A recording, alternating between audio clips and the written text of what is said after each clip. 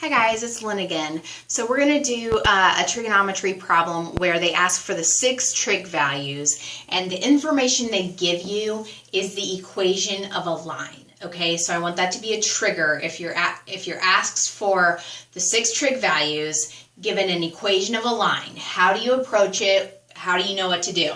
So reading out the question, 6 trig values for angle theta in standard position in quadrant 3, and that lies on the line 3y minus 2x plus 5 equals 0. Okay, so that's your key. They're looking for sine, cosine, tangent, the big 6, and they give you an equation of a line. So where do you start? Given an equation of a line, you're almost always going to jump to finding the slope. Okay, in trigonometry, we care a lot about the slope of the line usually. So jump to how do you find the slope? You got to remember this from algebra. You want to change this to y equals mx plus b. So y equals mx plus b just means you're going to solve this equation for y. Get y by itself. So what that means is in this situation, we're going to leave 3y where it's at, and then move everything else to the other side. So we're going to have 3y equals, it will be positive 2x minus 5. Then we want to get y by itself. So we have to divide by 3 everywhere. Now really, all I care about from this equation is the slope. So I'm just going to circle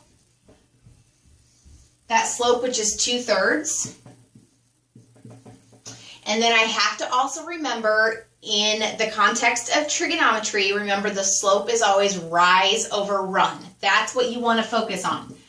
Rise over run. Now, that is how we're going to take this slope and translate it to an angle in standard position. So drawing it on your trig graph, an angle in standard position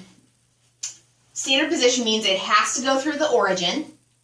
And this is where our slope comes in. We know we're going to start at the origin, and we are going to rise 2 and then run 3. So we're out here, and this is our line that's going to make up our angle. But pause a minute. What have we overlooked? The other thing they want this angle to be is in quadrant 3. So all that means is we have to take this line and extend it the opposite direction into quadrant 3. Now, it still has a slope of 2/3. So what does that look like over here in quadrant 3? It means we're going to go to the left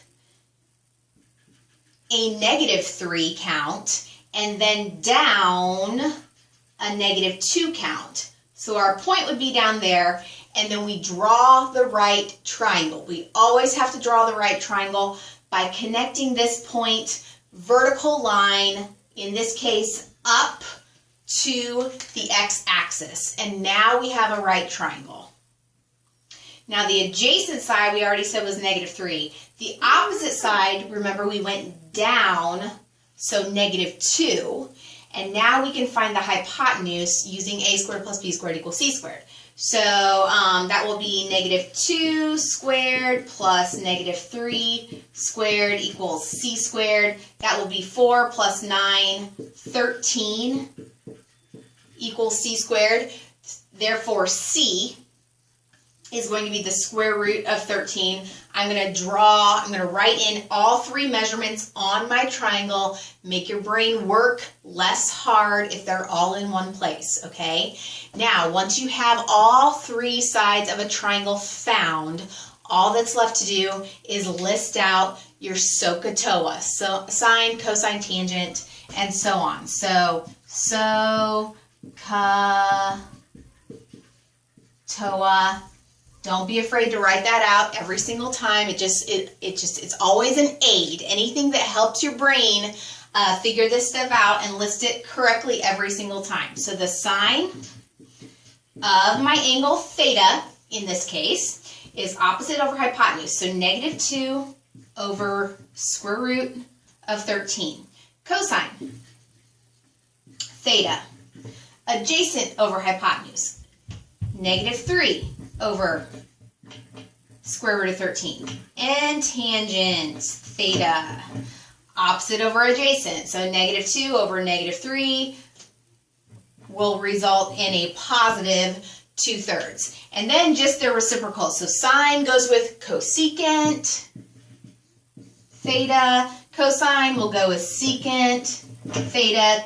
Tangent will go with cotangent, theta. And then you just list out their reciprocals. So square root of 13 over negative 2, square root of 13 over negative 3, and the cotangent will be 3/2. So again, biggest thing, being able to look at the problem, find your triggers. You're given an equation of a line. You want to find the big 6.